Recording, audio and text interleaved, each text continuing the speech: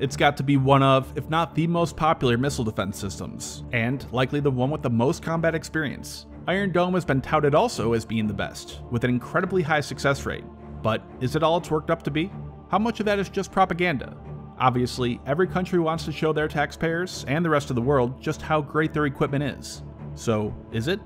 Also, as a side note, this will only cover actual hardware, not take any side in the conflict or argue that either are morally right or wrong, just about the systems involved. But before that, our sponsor, NordVPN. If you're online, you need protection. Hackers are always on the hunt to exploit your information. Spending just a few minutes online at a local coffee shop is all a cybercriminal needs to get your credentials. They make billions of dollars every year stealing data off unsuspecting victims. NordVPN has the best product out there to protect your browser, Android, Apple, and almost any device out there, whether it's your Fire Stick, your Nintendo Switch, or Chromecast. They have over 5,400 servers in 59 countries and can protect up to 6 devices at the same time. You get unlimited bandwidth, double data encryption, and up to 6 simultaneous connections to always make sure you're safe. And they have won multiple awards, including the Best VPN Award, and they're always highly recommended by experts. A 30-day money-back guarantee ensures that you're satisfied with their security. All for the cost of a cup of coffee. You can protect yourself for a month.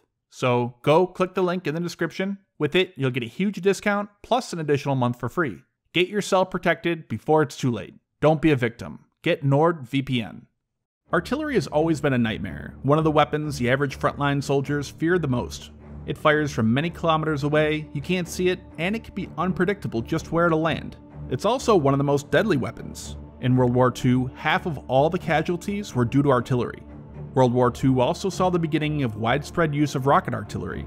These rockets have many advantages over gun artillery. They are cheap and they don't require the large machines to fire and absorb the recoil. They can easily be moved around. They typically have a longer range and can often carry a larger amount of explosives. Until recently, there was no way to defend against artillery. The only option you had was to try to preemptively destroy them or counter battery fire, where your own artillery fired back at an enemy's artillery firing at it.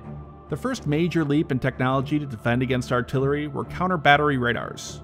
These could detect projectiles in flight, figure out the speed and direction it's moving, and calculate not only where it'll impact, but also trace its course back to see where it was fired from. This information could then be relayed back to your own forces to fire and destroy them. This is extremely difficult to do. Projectiles and even rockets are extremely small, making them extremely difficult to detect. And their flight time is so short, often less than a minute, so being able to not only detect, but also track and make all the calculations in time was a major challenge. It really wasn't until toward the end of the Cold War that computers and radars became powerful and accurate enough to consistently accomplish this task on the battlefield. However, once you can, that opens up the possibility of actively defending against them before they hit your own forces. This is often referred to as CRAM, for counter rockets, artillery, and mortars. This is, again, an extremely difficult task. Now, not only do you have to detect, track, and calculate their trajectory, but also alert the proper air defense battery and have it fire and fly up to hit the incoming projectile, and all in a matter of seconds. It really pushes the limits of technology, even today. The first operational CRAM was simply a modified Phalanx Sea-Whiz used on the US and others Navy ships, which is called Centurion. It was first deployed operationally to Iraq in 2005 to defend against non-state actors launching rocket attacks on US bases in the country. Not many other countries had developed CRAM systems, as they don't have a need. It's just such a specific scenario in which you'd need them. The short range of rockets and artillery means you need to have places where an enemy is nearby, otherwise they're just a waste of money. But one area that does make sense to have them, and does meet that criteria, is Israel. Israel is a small country that's experienced rocket, artillery, and missile attacks from nearly all sides. After having over 12,000 rockets launched at them between 2000 and 2008 from Gaza and Lebanon, Israel really began serious research and development of a CRAM system. They originally considered buying the US Centurion, before deciding to build their own, along with the help of the US, which resulted in Iron Dome. Iron Dome consists of a radar, which can detect and track incoming projectiles, a control unit, which calculates a trajectory and impact point, and the missile launchers, or TELs, each carrying 20 Tamir interceptor missiles. The problem with using missiles to intercept targets is that they tend to be extremely expensive, compared to the cannon type like Centurion. They are faster, they have to be maneuverable, and carry an onboard guidance system, which greatly increased cost. The Tamir missile reportedly costs $20,000 to $50,000 each, depending on the variant and how you break down costs. During mass rocket attacks, it could easily be overwhelmed, or simply run out of missiles. One smart way the system has to try to avoid this is that its radar, the ELM 2084, and a control unit can calculate if the rocket will fall into a populated area, or somewhere it needs to protect, or will just fall into a field or see and miss, therefore greatly decreasing the number it needs to attempt to intercept. As to just how effective Iron Dome actually is, that could be complicated. Tamir is not a hit-to-kill missile, unlike the PAC-3 Patriot. Instead, it uses a proximity fuse that detonates when it senses that it's close enough, blasting out projectiles, hoping at least one hits the target in a shotgun-type style. A problem with calculating a success rate arises, as it might hit an incoming rocket, but not fully destroy it. This was seen on a much bigger systems, with PAC-1 and PAC-2 Patriot missiles during the Gulf War.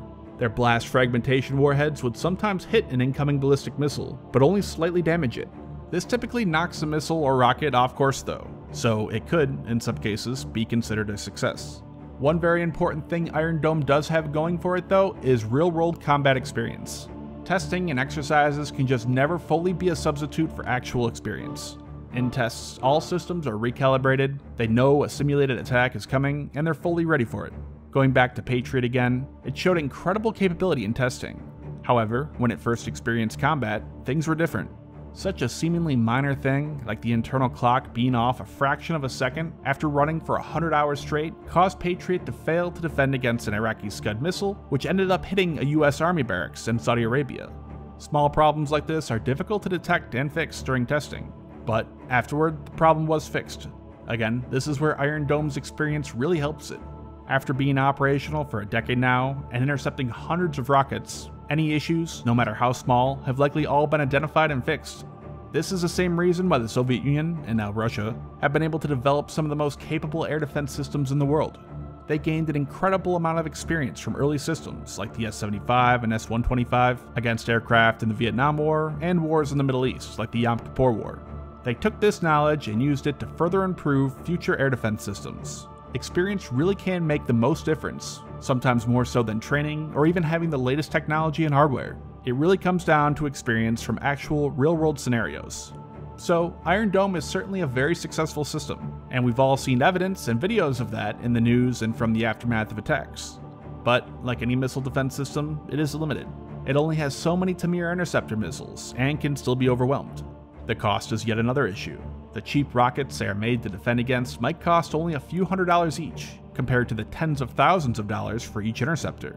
In the near future, we will begin to see direct energy weapons, like lasers, take the place of some of these systems. Lasers can cost as low as a few cents worth of energy per shot, and Israel is working on this too, with their so-called Iron Beam.